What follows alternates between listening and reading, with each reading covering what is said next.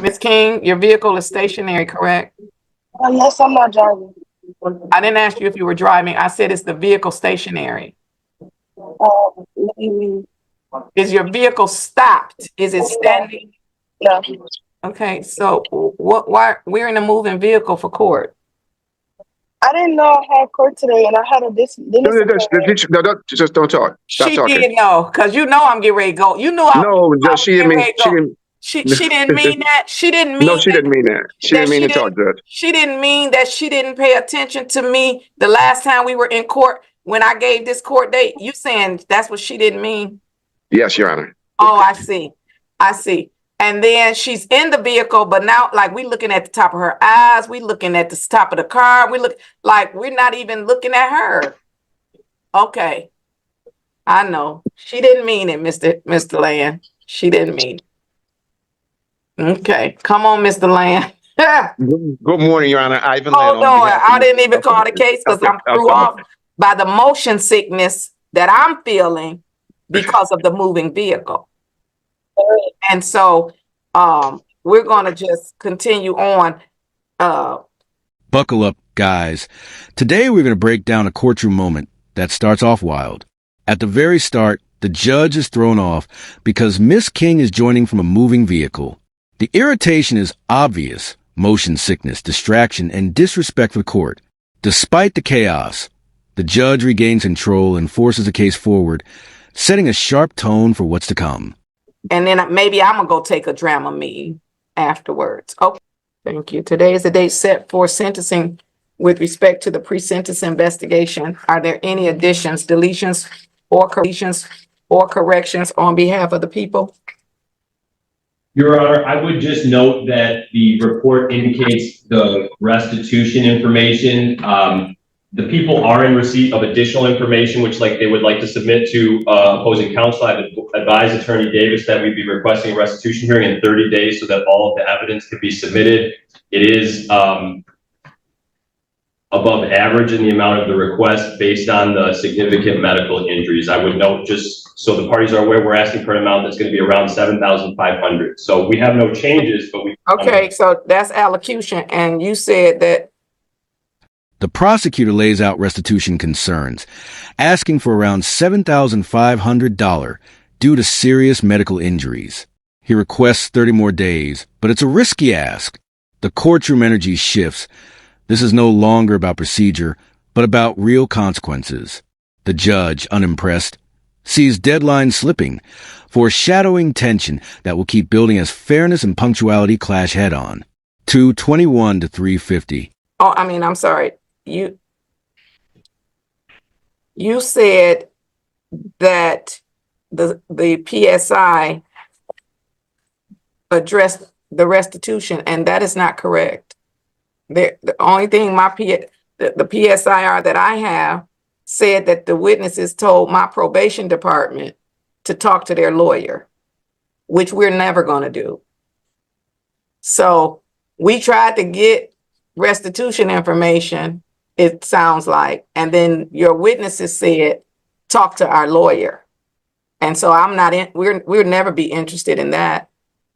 So what restitution information are you indicating, Mr. Hill? Because the witnesses were given an opportunity to present the restitution information to probation, and they declined to do so. And now you want me to go 30 more days to give them 30 more days to get the restitution information, and they didn't do it in the 30 days that I gave? Respectfully, Your Honor, they did have a private attorney in Detroit who did not meet their expectations for client communication. I did have a conversation with him this week, and he was in possession of many of the documents that they needed to provide. After realizing that he was not assisting them in the way that they found satisfactory, they've done it independently. There's been no attempt to prejudice Mr. Menzel. I believe that these are reasonable requests related to direct injuries from this crash. And I do not think that a 30-day restitution request is. The judge is visibly frustrated with victims who told probation to talk to our lawyer. To the bench, this reeks of delay and avoidance. Even as the prosecutor explains their lawyer failed them, the judge's stance is firm. Justice doesn't wait. Accountability requires direct action, not excuses. And this is where the judge draws a line. Out of the realm of fairness. So I don't know that whether you misunderstood what I said. But I have a problem with them telling the probation department at all to communicate with their lawyer. I have a problem with that. Whether their lawyer was communicating properly or not.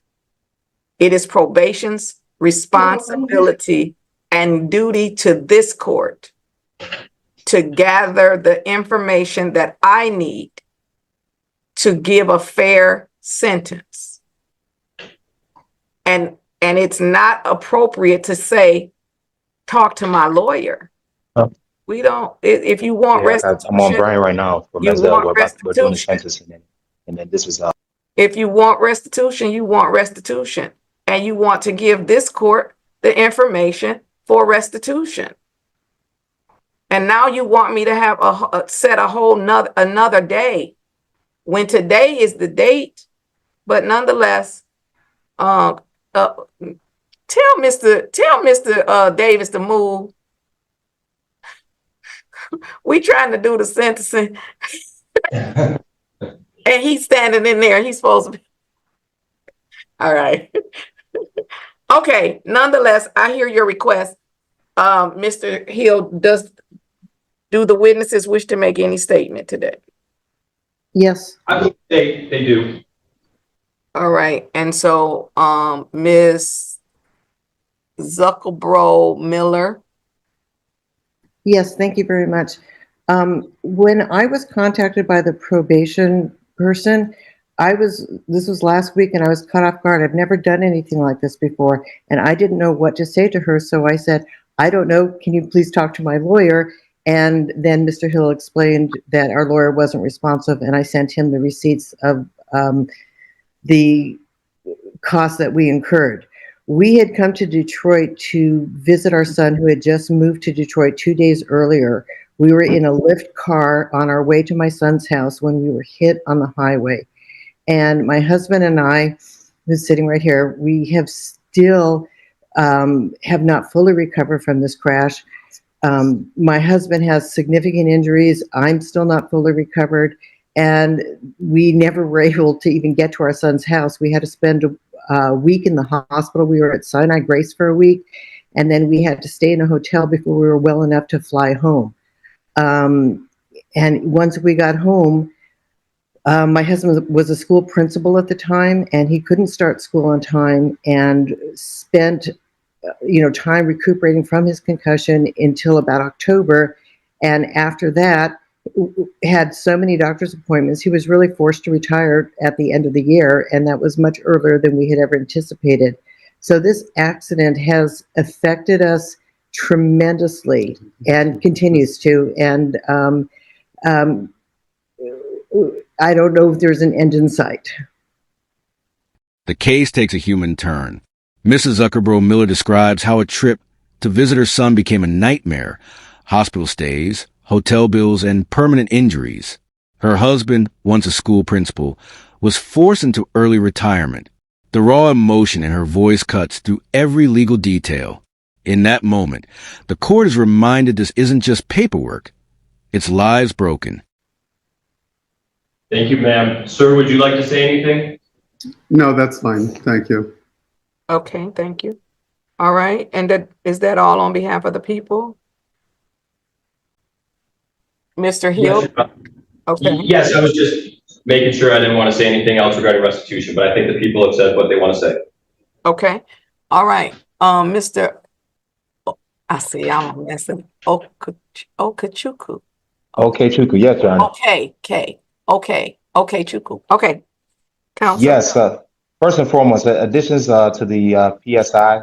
Mr. Menzel would like to update his address as. Oh, so hold on, counsel. Okay. I knew Mr. Hill threw me off, and I said that was allocution, and then I still let him allocute. I'm sorry, counsel. I was really only on the additions, deletions, or corrections. So, we will update Mr. Menzel's address. However, today the court is live streaming, so don't say his address. Okay. You give that to the clerk. We'll Okay. call and give that to the clerk. And then the address that's on the pre-sentence report is a Kentucky address. Does your client live out of the state of Michigan? Yes, Your Honor. My client is a millwright, so for work he travels literally 365 days of the year. He could be in a different state either weekly or bi-weekly, and so that is the issue. He hasn't been to Kentucky, he says, in over 2 years. So how was he driving a Lyft in the state of Michigan? He wasn't the Lyft driver, Your Honor. He was driving a different car. Oh, that's Correct. right. You're right. Okay, yeah, my bad. You're right. The Lyft driver, they were in the Lyft and then the Lyft. Yes. Okay. Correct, Your Honor. Okay, so we'll correct the address off screen. Is that still his phone number? That is still his phone number, the 8. Yes. Yes. Okay. All right. And then now you can also allocute. Mr. Hill had allocated and that threw me off. One more thing. My client wanted to indicate that he was not arrested or fingerprinted as it states in the PSI report. Mr. Flanagan, do we have a CTN number? A CTN number, yes. What's that other number that we're supposed to have? But the TCN, we don't have that. Oh, see, now they know those initials are too close. Yeah. So we don't have a TCN, which means he didn't get fingerprinted? Yes, Your Honor. Oh, your client has to get fingerprinted. Will the court provide a time frame for that to be accomplished? He's currently in Seattle. We'll talk about it in a minute. Okay. So we'll double back to that. And whether he got to be in any given state, that might not go well for his probation counsel. I'm not sure. He might not be able to do that. But nonetheless, you can allocute now. Yes, my client is a 34-year-old gentleman. Your Honor, this is a lot of times as criminal defense attorneys, we have to defend the indefensible. And one thing I've noticed since discussing with Mr. Menzel is that he takes full accountability for the accident that happened. He didn't blame his childhood. He didn't blame any outstanding stress. He acknowledges that what he did was wrong, Your Honor. He works as a millwright. He's unionized. And like I said, he could be in a different state, either bi-weekly or by the week, Your Honor. This incident was one that he's ready to take full accountability for, and he would like the court to note that he had one prior marijuana possession charge, but he really has a limited criminal history. And so we are asking the court at this time to respectfully adopt the recommendation of 12 months of probation. And I'm confident that this will not happen again. Mr. Menzel did indicate that as of yesterday or 2 days ago, because this accident happened in 2023, he has been sober from alcohol or marijuana for over 2 years, Your Honor. His last drop was, I believe, on 6/9 of 20. No, the interview was on 6/9, but his last drop in June tested negative for alcohol or THC. So that shows that he's taking this seriously, and he's taking the steps to not have controlled substances be a part of his or hindering him in the future. One last thing about the PSI, it indicated no firearms possession or use. My client indicates that he's a hunter. Hunting season is around the corner. No firearms were the cause or even part of this incident, Your Honor. So he's asking that at least to that portion of the recommendation of probation that he be allowed to maintain use of his firearms. And I'll leave the rest to Mr. Menzel, Your Honor. The defense enters carefully. The lawyer makes small corrections to the record, but quickly shifts to humanizing his client. He portrays Menzel as a hard-working millwright, sober for 2 years, with only a minor criminal past. He appeals for probation while pushing back against firearm limits, calling his client Hunter, not a threat. It's strategy designed to earn measured mercy. All right, Mr. Menzel, you wish to make a statement to the court? Yes, Your Honor. First and foremost, I'd like to sincerely apologize to the Millers. And in regards to the restitution talk, I have absolutely no problem paying that $7,500 restitution that was requested. I can pay as much as $2,000 a month until that's paid off towards those people, because like I said, I sincerely apologize. And every day since then, it just seeing their face on the Zoom call right now made me feel horrible hearing their statement. Yeah, like he said, I'm on the road for work, and that guy can't work anymore, and that's because of my actions. And I, I truly regret that, and that makes me feel horrible to hear them say that. And yes, I will absolutely pay that. There's no argument there at all. So we can just go ahead and do that $7,500, and I will pay that off as soon as possible. And ma'am and sir, I really do apologize to y'all, and I really hate to hear that I impacted y'all's lives negatively. And I wish y'all nothing but the best going forward. And I really am sorry that I'm the reason y'all are not okay. Well, that's one of the Menzel speaks, and the courtroom pauses. His apology to the Millers is raw, direct, and unusually sincere. He doesn't argue restitution. He offers to pay it quickly, even suggesting $2,000 a month. For a judge who's heard endless hollow statements, this moment feels different. Responsibility, remorse, and empathy finally land, reshaping the case in ways no lawyer's argument could. most, that's one of the, I don't want to call it the best, but that's one of the most sincere defense statements that I've had in my 18 years on the bench. Mr. Hill, did you say $7,500? Roughly, Your Honor, yes, we believe that's going to be the ask. I don't have a specific tabulation in the documents. I can submit those to counsel, and perhaps we could stipulate to a reasonable amount. All right. Well, then, Mr. Menzel, I want to say thank you for taking responsibility. I am thankful always that that things didn't turn out worse, because drinking and driving is one of the most irresponsible things that we can do. It's not the only irresponsible thing that we could do, because it's just as bad to be sleepy and drive. The results of being sleepy and drive is just as bad as being drunk and driving. The results of reaching down and looking at your phone and texting is just as bad as drinking and driving. So it is one of the most irresponsible things we could do, but it's not the most irresponsible thing we do. And so just like their Mothers Against Drunk Driving over the years have been a formidable force in the criminal justice system, it is becoming inclusive of those other things. Texting and driving, sleepy and driving, all of those things are bad. And so, but I appreciate you accepting responsibility. And usually if an individual is able to accept responsibility, it does deter behavior in the future.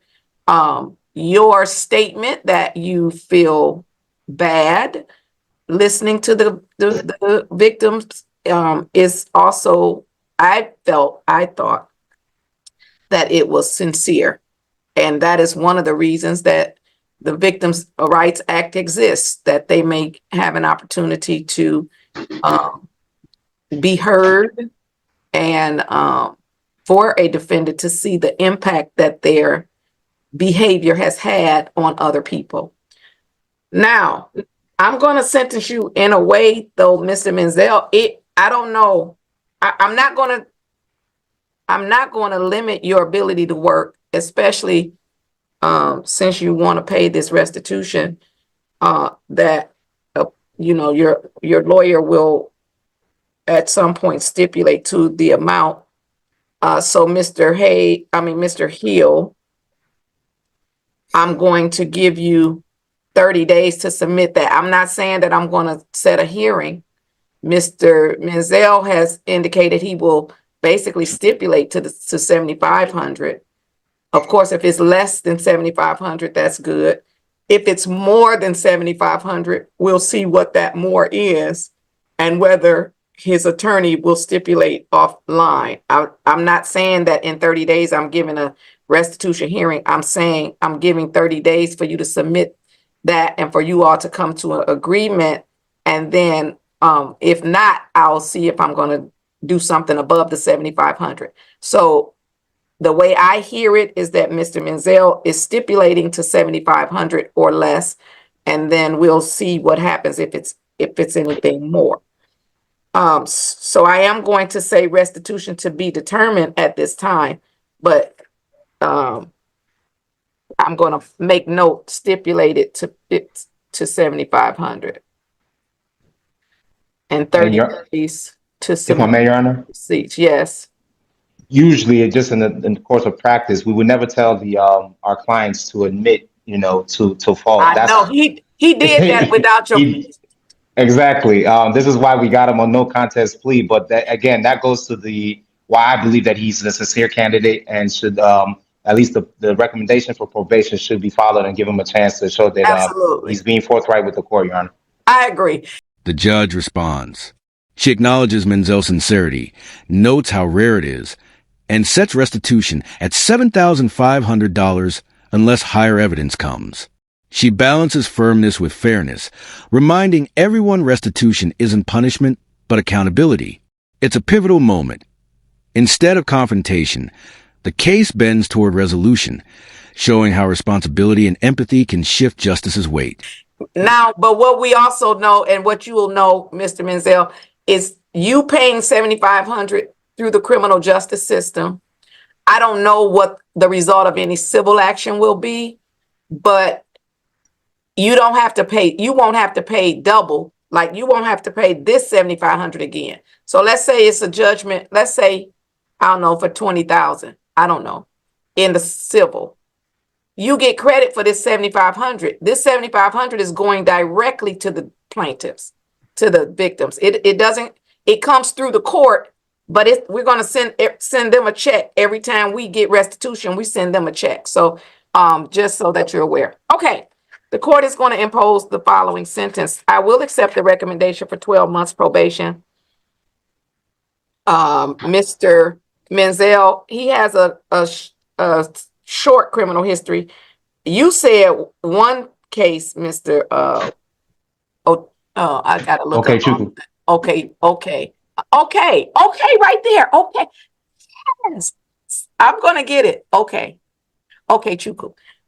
You said one case. The PSIR says two, but the one of them was way in 2008, and then the other one was even distant in 2018. They were both sort of dealing with, it looks like marijuana maybe. So nonetheless, I am going to accept the recommendation for 12 months. I need a 12-month date. Oh, look at him. He already put it in the chat. I love my clerk. A 12-month date would be on July 20th of 26. And then I'm going to give Mr. Menzel a halfway date with me. And if at this halfway date, Mr. Menzel, if you have completed all the terms and conditions of the probation, which is going to include the restitution, then you will be eligible to be discharged early from probation. Now, if you don't do it by this midway date, that's fine. We'll just continue you to the July 20th date. But the midway date that you would be eligible to be discharged early, I'm going to set it at January the 26th. I'm sorry, January 21st. Excuse me, January 21st, 2026. That review will be at 10 o'clock. If you have completed the terms and conditions of probation, you will be eligible to be discharged early. And then, if, as I said, if not, we will continue you to the July date. The terms and conditions are as follows. You shall not violate any criminal law of any governmental unit. You must not leave the state of Michigan without consent of the court. I am giving consent, okay, for Mr. Menzel to leave the state of Michigan. However, Mr. Menzel, please know that your travel schedule is not going to be able to interfere with the conditions of the probation. And one of the conditions of probation is going to be your analysis. Now, the court, I don't know what your work is. right? I don't know what your work is. It may be more convenient for you to be on an alcohol monitor or, you know, the Hell Hand PBT, although those do not test for some of the drugs that I may needed to test for. However, you tested negative when you came in to test. And so really I'm only most interested in alcohol because this is a drunk driving case. So what I'm saying to you is, as a part of your probation, I would order you to test once a month, random testing once a month. That's my normal OWVI testing requirement. However, based on your travel schedule, that may not be convenient for you, which means I will approve the handheld PBT or the alcohol tether. Now, know that those devices require more than once a month. Like the handheld PBT, you might have to blow in it, you know, whatever times a day. Now, I will still say once a month or, you know, once a week, but I think the way those function and operate, of course, the alcohol monitor is monitoring you all the time for alcohol. And those are potentially a little bit more expensive, but that's what I'm going to order. So I'm going to order random urinalysis once a month or PBT or alcohol tether, and I'll let probation explain those to you better, and you can see which one will allow you best to continue to work. Because here's the thing, random urinalysis, I don't care where you are in the world. If you get called to go take a drug test, you have to go. Now, so that would mean you would have to find a site in Washington. You would have to find a site in Tennessee. You would have to find a site here, wherever you were. So work that out with probation. All right. Additionally, you must notify probation immediately of any change of your address, phone number, or employment status. You are going to pay the following fines, costs, and fees. Mandatory cost of $210, a $300 fine. As I indicated, restitution is to be determined. Supervision fees for 12 months is $420. If you're discharged early, that amount will be prorated. The 6-month amount is $210, but it's prorated based upon whatever month past 6 months you get discharged. Court is going to impose the $100 as assessment fee and pre-sentence investigation substance abuse evaluation. There was a recommendation for marijuana insight, but he didn't test positive for marijuana, and so I'm not going to order that. Thank you. I don't know why there's a recommendation about firearm. I'm not going to order that. Yeah, I think that's going to conclude the court's order. Then we're all set. And then Mr. Miller and Miss Zuckelbro Miller. Okay, so make sure that the prosecutor has your correct address. As I previously indicated, the way that the restitution works, Mr. Menzel will pay the court. It will be included in his probation order. So when I receive the stipulation, I will update his probation order. It will go into the court system. When we receive the money from him, we are going to mail you a check. That's how it's going to work. So make sure we have your correct address so that we can mail you the check. Because if it gets returned to us, you know, then that's a lot of stuff. So just make sure Mr. Hill has your current address, and as that money comes in, we will mail it to you. I guess they might mail it once a month or something like that. Okay. Thank you. Thank you. All right. You're welcome. Anything further from anyone? None, Your Honor. Everyone, have a great day. Stay safe. Thank you. Thank you, Your Honor. Thank you, Mr. Clerk. The final sentence arrives.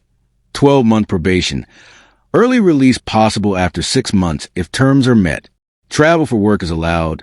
Testing is required. Fines imposed. But firearm restrictions are ejected. The judge ensures restitution is clearly defined for victims. And that's the story, guys. Like the video, subscribe to the channel, and we'll see you in the next video.